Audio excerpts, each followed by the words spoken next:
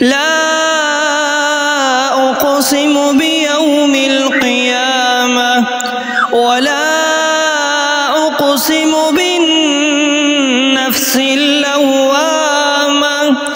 أيحسب الإنسان أن لن نجمع عظامه بلى قادرين على أن نسوي بنانه بل يريد الإنسان ليفجر أمامه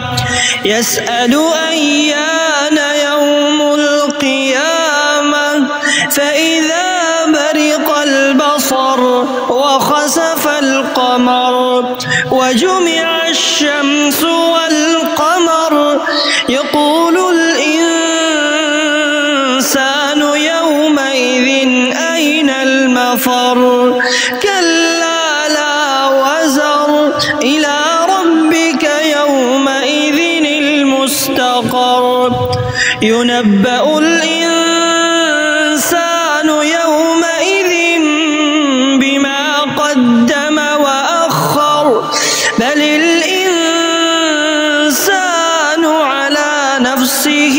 بصيرة ولو ألقى معاذيره لا تحرك به لسانك لتعجل به إن علينا جمعه وقرآنه فإذا قرأناه فاتبع قرآنه ثم إن علينا بيانه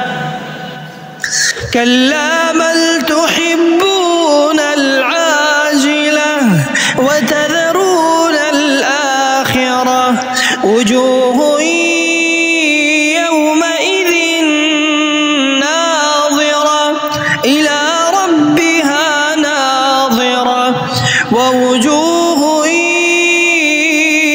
يومئذ باسرة تظن أن يفعل بها فاقرة كلا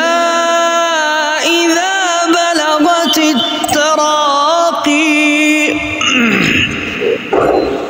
وقيل من راق وظن أنه الفراق والتفت الساق بالساق إلى ربك يومئذ المساق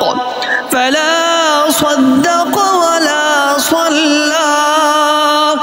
ولكن كذب وتولى ثم ذهب إلى أهله يتمطى أولى لك فأولى ثم أولى لك فأولى أيحسب الإنسان أن يترك سدى ألم يك نطفة من مني يمنى ثم كان علقة فخلق فسوى فجعل منه الزوجين الذكر والأنثى أليس ذلك بقادر